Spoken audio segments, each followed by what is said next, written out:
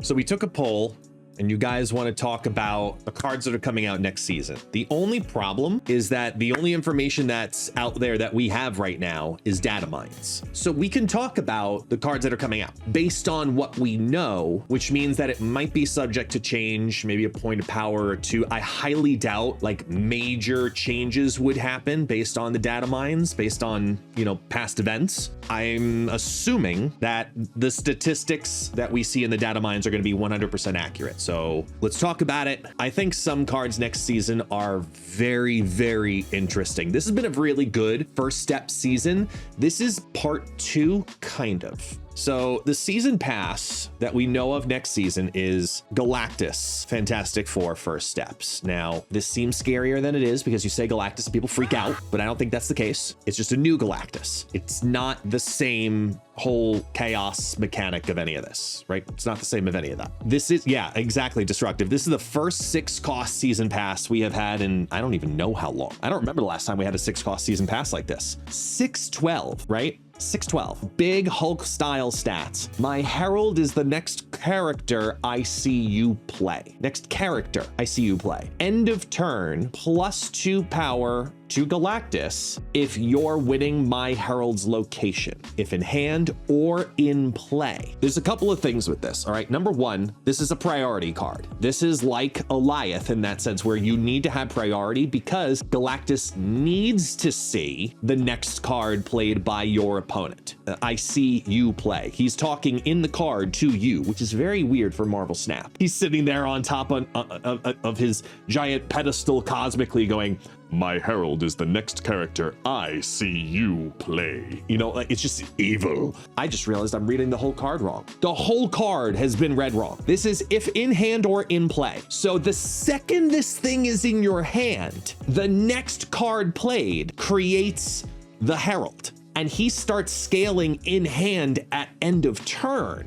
Oh, so you want this in your opening hand, basically, right? Because then that card, you just straight up say, the next card that they play, they're now winning that location. And then at the end of every turn, he's growing in your hand as a 6, 12, 14, from 12 to 14, 16, 18, 20 plus blah, blah, blah, blah, blah, blah, blah, blah. As long as that player keeps investing into that location in any capacity. Oh, that's devious. That is devious, especially because if you've got him in your hand at like 6, 14, 16, I immediately start thinking ramp. I start thinking Black Knight.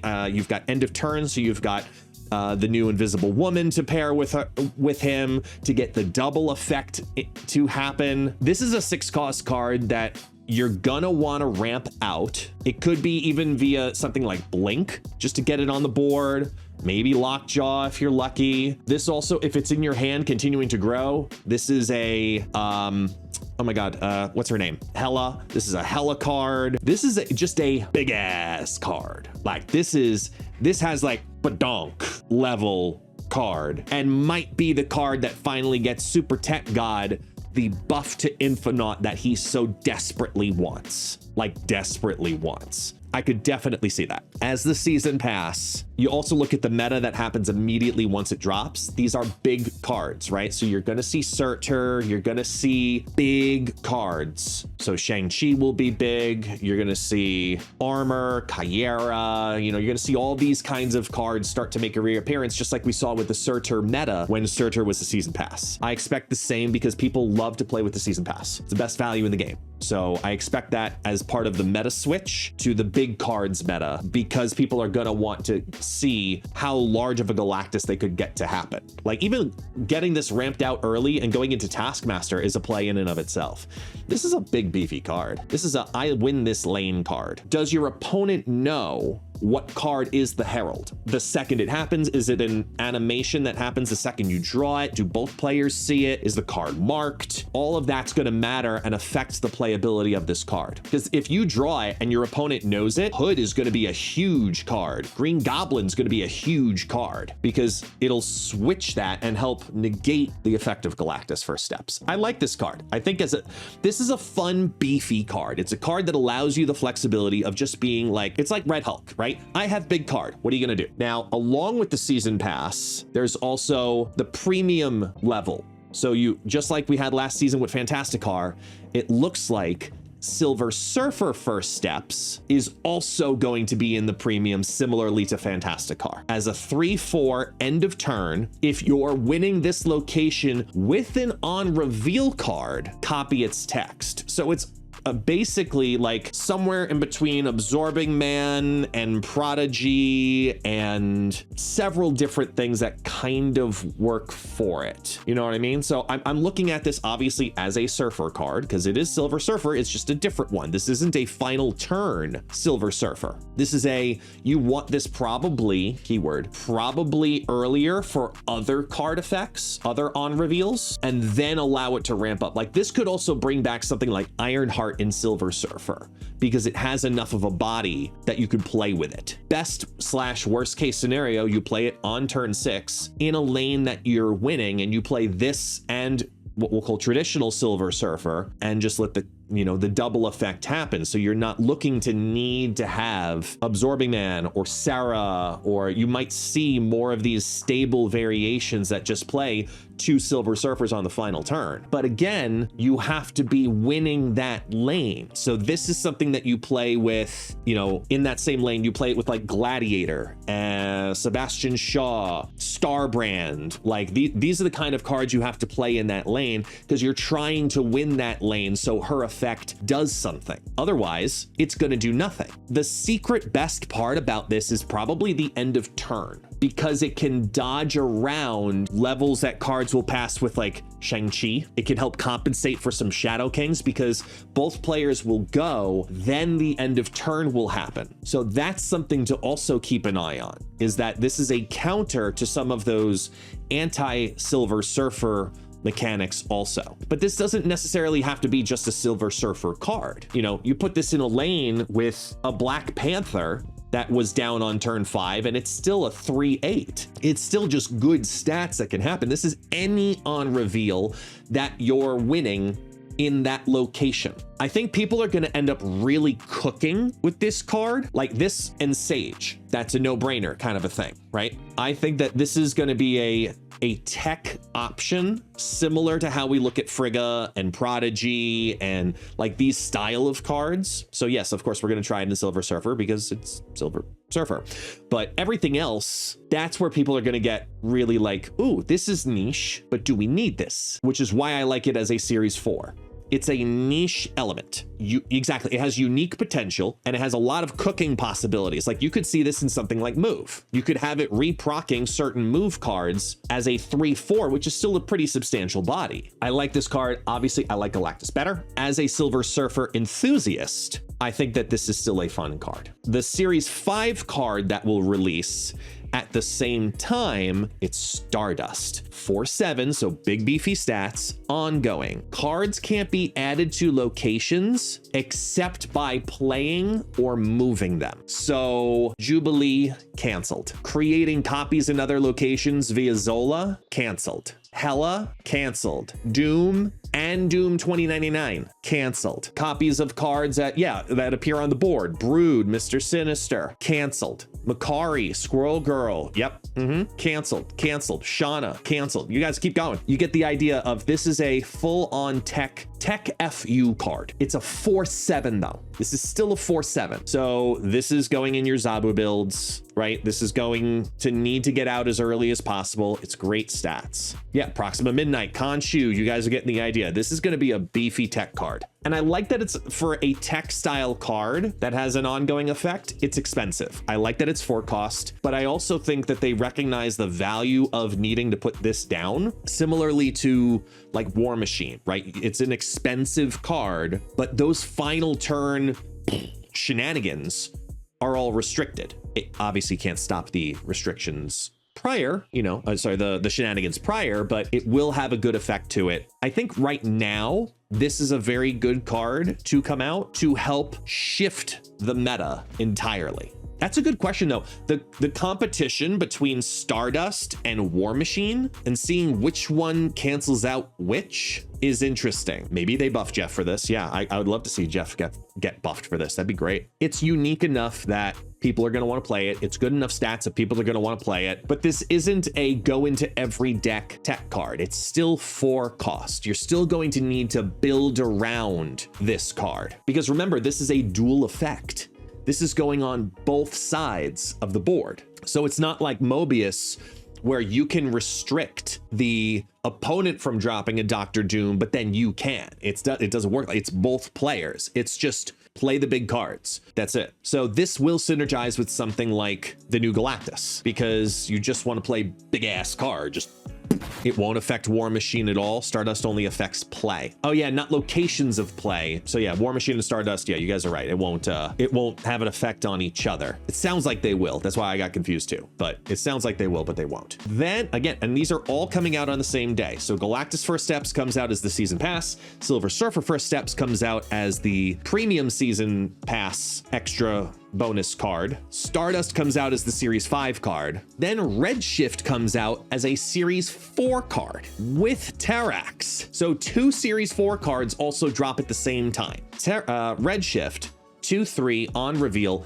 Discard the leftmost card in your hand to add a random card with the same cost to your hand. I'm not gonna lie, your leftmost card. I have zero effing idea what to do with this card. Like, I don't understand the idea of replacing it outside of hella shenanigans, just to get extra cards of big substantial chaos, right? Agatha, okay, that's the leftmost card. Agatha discard, great. You guarantee Agatha discard to always be discarded. So maybe it's an Agatha hella Redshift deck. I like that this is Series 4 because it really helps to deliver the idea that Series 4 is exclusively about make these cards as niche as possible. Good luck. This is incredibly niche. There's going to be like 3 decks that might want to play Redshift. I can see the Agatha version. I can see the discard version. Is there ever a world where Quicksilver is a guaranteed Redshift card? Maybe a Victoria Hand style discard? I don't know. Then there's Terrax, the Tamer.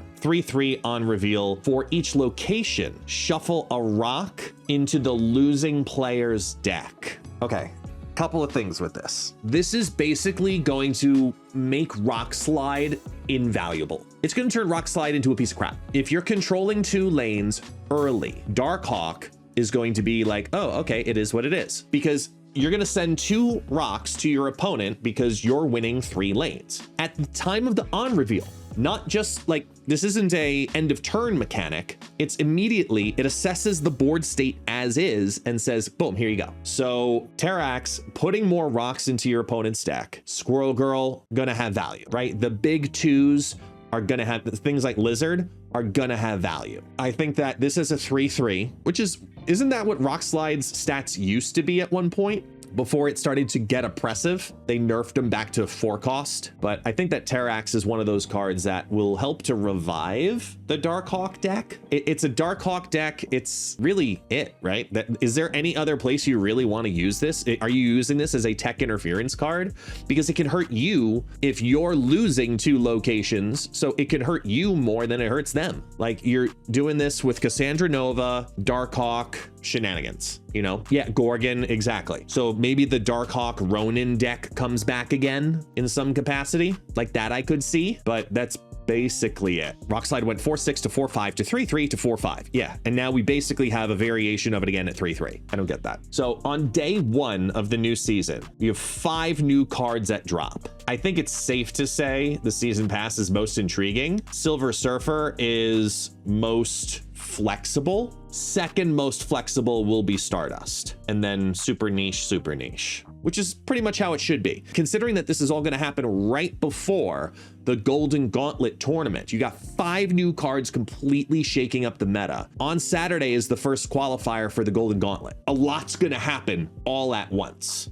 So it's exciting. It's exciting. I like when there are season starts like this, but then over the course of the entire rest of the season, we have just as many cards coming out. So that's just as exciting, right? The week after is Frankie Ray's Nova. It's a 2/3. After the next time you play a 6 cost card, double this card's power. I think the key word in this is play. You have to drop from your hand to the board a 6-cost card. There's a couple of things that this card desperately wants. It wants buff, so it's going to want cards that ramp her up to 2, 4, 5, 6, etc. And then she's going to want ramp to get 2 6-cost cards played at the same time, or in the same match, so you can get 2 doubles. That's the ultimate goal. If you build Frankie Ray, you're building a Frankie Ray deck. Quinjet Nick Fury, great value. She-Hulk Mockingbird,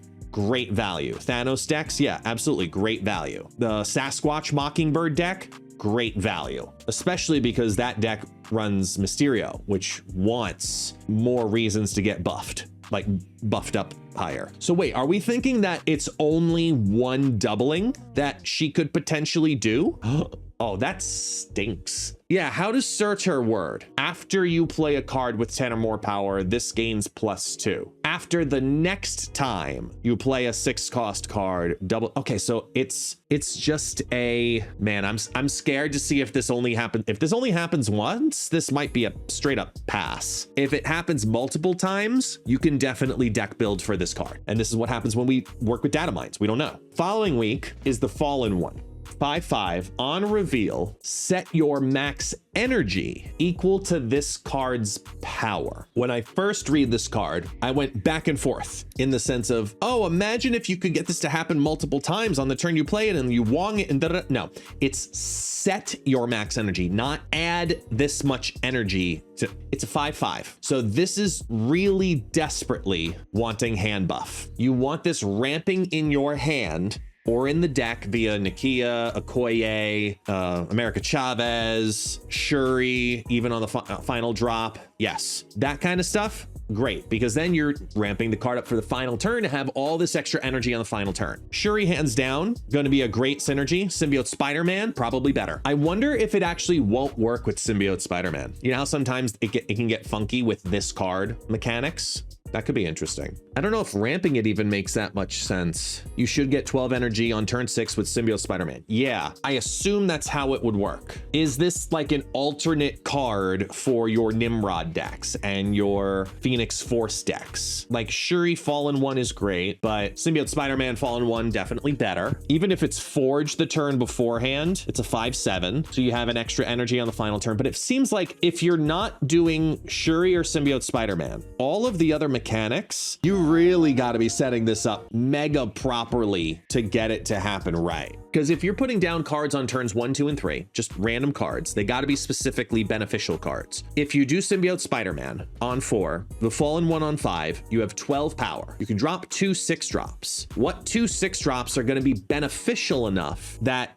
the first 3 turns of lower cost cards are going to benefit the 2 cards you choose to drop instead on the final turn? I just don't see it as awesome or necessary. Because remember, it's not just about having all the energy, it's about also then using all the energy. Like Sunspot's going to be a massive need because you're almost always going to have extra energy, even if you get the chaos to happen. Yeah, exactly. You need a final turn. You need a final turn to make things truly happen. So I don't know how you deck build with this, but I think there's going to be, you know what this is? I know what this is. This is a content creator card. This is a card that creates clip farming. This is a card that makes you screenshot things, that gives you an ungodly amount of energy for the final turn, and then you rain chaos. That's entertainment. That's what this card is. I'm talking like when you have 10 or more power, ideally 12 or more power on this card and going into the final turn. That's when the clip farming starts. This is going to be a clip magnet. Are we heading into a 5-cost meta? That was literally said by the devs that that's a direction that they want to go. And this is another step in that direction. Like, segue, Cosmic Ghost Rider, who comes out the week after. So we now have Ghost Rider. We now have the first Ghost Rider. We have Cosmic Ghost Rider. Either way, there's too many Ghost Riders because now Cosmic Ghost Rider, who's a 5/7, on reveal, remove the text from front row enemy cards here. Surfer decks are going to hate this card, right? Because it negates out cards like Captain Carter. Silver, it's going to negate out cards like Nebula, Sunspot, and Dazzler, and cards that drop early that want time. Yeah, Athena potentially. I'm not too sold on this card because for a tech card at 5/7, I feel like I get more consistency playing something like Legion. Yeah, exactly. It's going to be a more tech heavy meta because you have cards like Stardust, playing something like Stardust, and then also playing something like Cosmic Ghost Rider. These are expensive cards that need to justify their effect. If you're hitting certain ongoings, you know, going up against discard, for example, this is a good card then. Morbius, the Collector, Meek, Bullseye, like you get the idea, right? It removes all of those texts. Very nice. Great. Okay, woohoo. The problem with this card is that the week that this card comes out, everybody and their sister just plays things like Squirrel Girl, Mr. Sinister, Brood, where it doesn't matter. This card should get buffed. I think this card deserves to be a 5/8, at least. And then I'll consider really enjoying it. But until then, meh. Now, there are, based on what we think in the data mines, there are 2 limited time event cards potentially also coming out. And there are 2 cards in there. One of them is Airwalker. Airwalker's a 3/3. When this card is destroyed, replace it with a 4-cost card from your hand or deck. So Phoenix Force backup plan, right? Imagine being able to catch up by doing something like, well, I didn't get the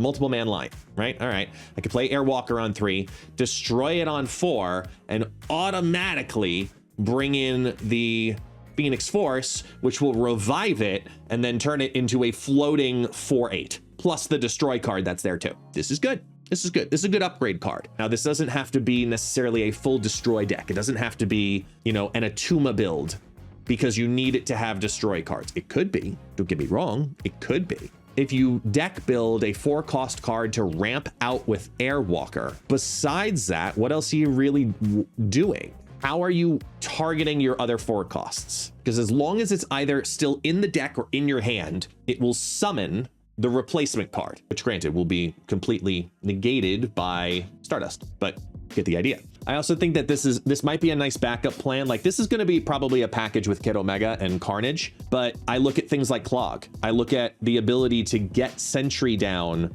even when you didn't get Sentry down, right? You destroy the Airwalker instead, it draws Sentry on 4 to prep you for turn 5. Lastly, the second card, supposedly from the limited time game mode, is Fire Lord. Now, Fire Lord's a 4/6 on reveal. Revive one of your discarded or destroyed 3-cost cards. So this is another targeted style card like we see with Ghost Rider, bringing the classic Ghost Rider, not one of the other 5 billion variations, bringing those cards back to that location to do its effect. So yeah, make Sage happen, discard, I should say, make Sage discarded, use something like the first Ghost Rider. It's a 3/0, get it discarded, bring it back, have it do it several times. The other thing about this is revive one of your discarded or destroyed 3-cost cards here is destroyed. Like ramping Zola decks where you Zola the Venom, bring back another Venom. And I'm not sure if this leans heavier towards discard or destroy. As you get higher and lower, you get the different effects, right? You get on the higher end, you get the Proxima, the Apocalypse, the Khonshu, etc.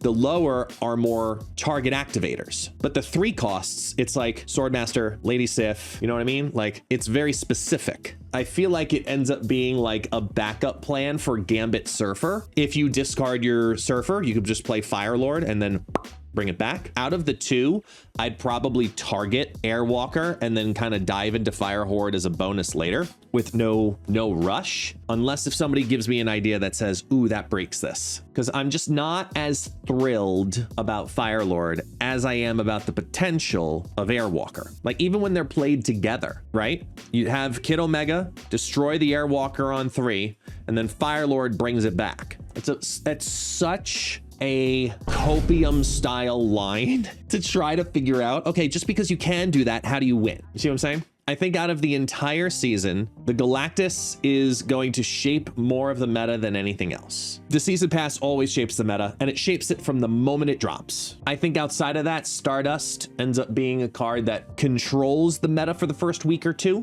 because people aren't going to be able to have those extras join, and that's going to frustrate people. I think Terrax is going to revive Darkhawk for like a week, And then people will realize, you know what? It's all right. It's an option. Redshift's going to create some fun clips. It's going to be great for Agatha discarders. Sure, have fun. The biggest unknown is Silver Surfer. Even over all of the other Series 5 cards, I think this is the biggest unknown because this is the most flexible card. And because it's the most flexible, it's probably the most dangerous. It really is. It's probably the card to be most scared of because it could appear in so many different places. This is a card to be weary of. Keep an eye out. Keep an eye out for it. And this whole card is exclusively dependent on, does it only allow it to happen one time? If this restricts it to one doubling, card is crap. If you can get this card to double twice, at least, card is cracked. Fallen One, this is a content creator card, magnet. And this card is probably underpowered because it's incredibly specific. Like, if I would almost rather this be a 5/5 and work over the entire board. Could you imagine that? All front row cards of your enemy, the entire front row disabled. How bonkers would that be? And then, yeah, Airwalker, probably over Firelord based on these. Based on these, yeah. Going into this Galactus First Steps season, I was way more hyped going into, you know, Mr. Fantastic and the First Steps season. I think there's going to be a major meta shift that happens because of this right from week 1. Then we're going to have the Golden Gauntlet. Some of these cards are going to get highlights. Then people will really further enjoy it. The second week will happen where we come out with Nova. And if this card doubles more than once, it's going to be a busted card and shape that meta again. As a community, we'll take a break on the Fallen One, but the content creators are going to love it. And then limited time game mode week with Cosmic Ghost Rider, where people will be more focused on getting Airwalker. That's how I see next season rolling out based on the information we have on these cards so far. I think next season's going to be a fun season, but that week 1 is going to be nuts. It's going to be a good beginning of the month. It's going to be an active beginning of the month. I don't know. What do you guys think? Are you excited about any of these cards more than others? Did I miss a synergy? I was way more excited about this past season going into the season than I am about next season. But maybe it's just because I'm ready for my second steps. I don't know. You guys let me know down below. I appreciate y'all. And if you want to know more, we'll compare them against other cards that are out there and other Series 5 cards and other Series 4 cards that we have on the tier lists that came out last week. So I'll see y'all then next time. Appreciate the comments down below. You know the drill. See you next time.